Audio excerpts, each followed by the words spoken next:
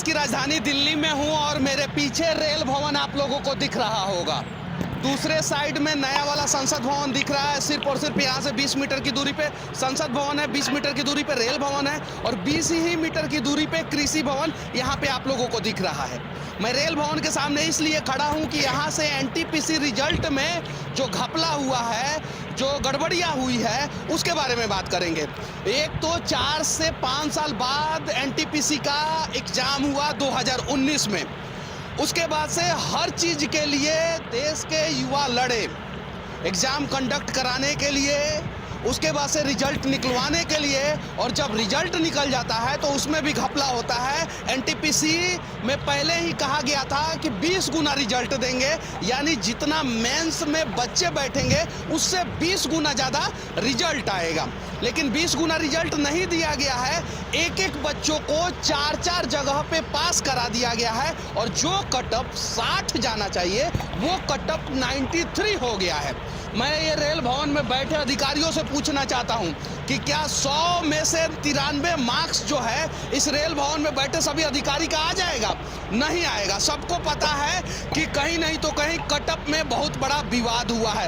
ये कृषि भवन में बैठे अधिकारियों से पूछना चाहता हूं, बड़े बड़े अधिकारी बैठते हैं, कि क्या इनका मार्क्स आ जाएगा 100 में से 93?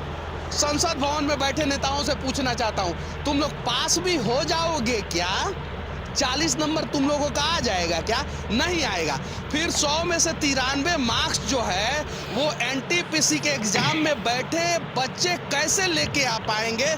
इस देश के यशस्वी प्रधानमंत्री जी 2014 में आप प्रधानमंत्री इसलिए बन पाए कि युवाओं ने आपके सारे सपनों को अपने कंधों पे उठा लिया और तब जाके आप जो है संसद भवन में बैठ के प्रधानमंत्री बने। और प्रधानमंत्री बनने के बाद आपने सबसे पहला काम क्या किया कि युवाओं का भविष्य बर्बाद कर दो, क्योंकि अगर ये पढ़ लिख लेंगे, रेल भवन में आ जाएंगे, कृषि भवन में आ जाएंगे, संसद भवन के सेक्रेटरिएट में अगर आ जाएंगे तो ये हमारे रैलियों में नहीं जाएंगे। और इसीलिए आपने युवाओं को बेरोजगार और बेकार रखा है और एनटीपीसी उसका जीता जागता उदाहरण है। अब जरा सोचने वाली बात यह है कि अगर युवाओं के भविष्य के साथ खिलवाड़ होगा तो भविष्य में युवा इस देश के साथ किस प्रकार से खिलवाड़ करेंगे? वही युवा जो है कल गलत काम करेंगे और जब गलत काम करेंगे तो नुकसान देश का होगा। एनटीपीसी को बर्बाद कर दिया गया, आईबीपीएस को बर्बाद कर दिया गया, उसके अलावा जो है एसएससी को बर्बाद कर दिया गया, आर्मी के बहाली को भी बर्बाद कर दिया गया। 2020-21 में जो दौड़ आर्मी ग्राउंड में मुजफ्फरपुर में, दानापुर में बच्चे दौड़े थे, उनका भी वैकेंसी अभी तक क्लियर नहीं की गई है। वो भी सड़कों पे लाचार हैं, बेकार हैं और कहा जा रहा है कि कोरोना की वजह से ये वैकेंसी क्लियर नहीं की जा रही है। तो आर्मी की वैकेंसी कोरोना की वजह से नहीं क्लियर की जा सकती है तो देश में चुनाव कैसे हो सकता है? 2019 के बाद से तो सरकारी नौकरी में नई वैकेंसी आई ही नहीं, जो पुरानी वैकेंसी है उसे भी क्लियर नहीं किया गया। जरा सोचिए, फिर युवा करेंगे क्या? कोरोना के बाद से युवाओं को लगा कि सरकारी नौकरी एक जरिया है कि कोरोना आएगा तो भी हमें सैलरी मिलेगी। ये आखिरी बार एनटीपीसी का रिजल्ट आ रहा है, इसके बाद से एनटीपीसी का रिजल्ट नहीं आएगा, वैकेंसी नहीं आएगा, क्योंकि सरकार ने कहा है कि अब जो है टिकट चेक करने का काम जो है वो स्टेशन पे जो सफाई कर्मी हैं वो करेंगे। और सफाई कर्मी क्या होते हैं? वो प्राइवेट बहाल होते हैं। उसके अलावा आप दिल्ली के आनंद विहार स्टेशन से जब गाजियाबाद जाएंगे तो वहाँ पे प्राइवेट टीटी चढ़ते हैं ट्रेन में। आप चले जाएं किसी रेलवे स्टेशन पे, वहाँ पे प्राइवेट टिकट काटने वाले लोग हो गए हैं। गार्ड का नाम बदला जा रहा है। क्या किया जा रहा है? गार्ड अब गार्ड नहीं कहलाएंगे, वो ट्रेन मैनेजर कहलाएंगे। मतलब जैसे विकलांग लोगों का नाम बदल के दिव्यांग कर दिया गया, हालात बदलने के लिए कुछ नहीं किया गया, वैसे ही गार्ड का नाम बदल के ट्रेन मैनेजर किया जा रहा है। लेकिन नया गार्ड अब हम बहाल नहीं करेंगे। और ट्रेन मैनेजर कौन बहाल करेगा? Private agency.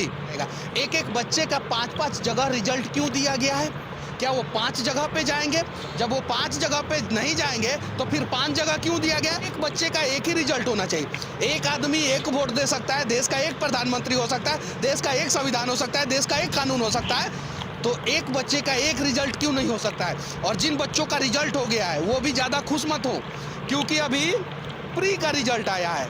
मेंस में जब आप लोग डिस्क्वालीफाई होंगे ना, तब आप लोगों को ये पता चलेगा कि सरकार किस प्रकार से धोखा कर रहा है। और बाद में जब मेंस का कटअप 93 जाएगा ना, तो 90,000 वैकेंसी जो है ना, वो घट के जो है ना 900 पे आ जाएगा। सारा जीरो पीछे से गायब हो जाएगा और 900 बच्चे सिर्फ क्वालिफाई करेंगे और बाकी सारे प्राइवेट कर्मी जो है काम करेंगे। उसके अलावा एक और बात मैं बता देना चाहता हूँ, आप एयरफोर्स में चले जाएं, वहाँ पे प्राइवेट लोग अब जाने शुरू हो गए हैं। आर्मी में चले जाए, प्राइवेट लोग जाने शुरू हो गए। देश के किसी भी स्टेट का पुलिस डिपार्टमेंट में चले जाए, वहाँ पे प्राइवेट वैकेंसियाँ शुरू हो गई है।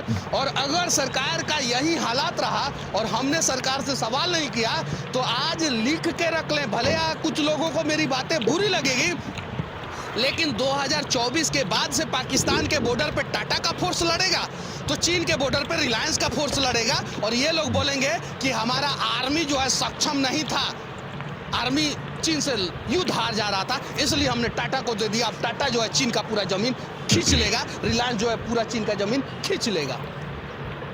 ये स्थिति होने वाली है, इसीलिए अभी सवाल करना होगा। ये रेलवे का जो रिजल्ट आया है, उसमें नॉर्मलाइजेशन का जो फॉर्मूला है, वो मैं क्या आइंस्टाइन और न्यूटन भी सॉल्व नहीं कर पाएंगे। यहाँ तक कि इस देश का सबसे सुपर कंप्यूटर जो परम है, वो भी सॉल्व नहीं कर पाएगा कि किसको 7.2 नंबर बढ़ाना है, किसको 8.2 बढ़ाना है, किसका 18 नंबर बढ़ाना है और किसका 10 नंबर काट लेना है।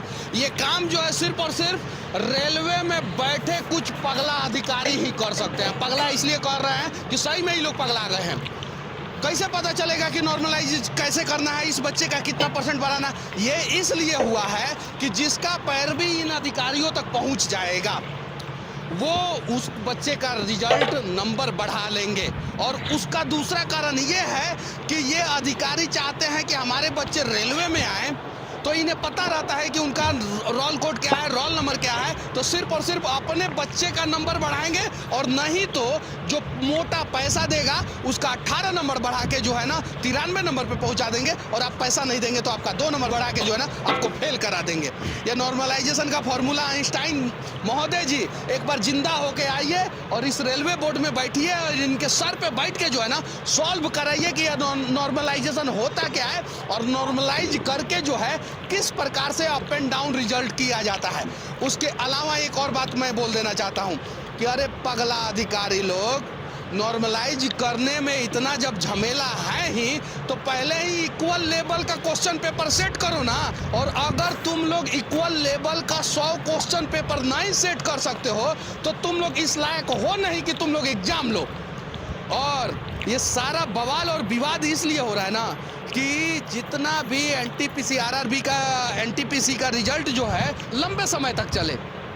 पहले गार्ड का एग्जाम लेंगे, फिर टीटी का एग्जाम लेंगे, फिर उसके बाद से स्टेशन मास्टर का एग्जाम लेंगे। जितना भी पहले डी ग्रेड की नौकरी तो आपने रेलवे में खत्म कर दी, पूरी खत्म कर दी। अब पूरा सी ग्रेड को ही खत्म करना चाहते हैं। बचेगा बी और ए।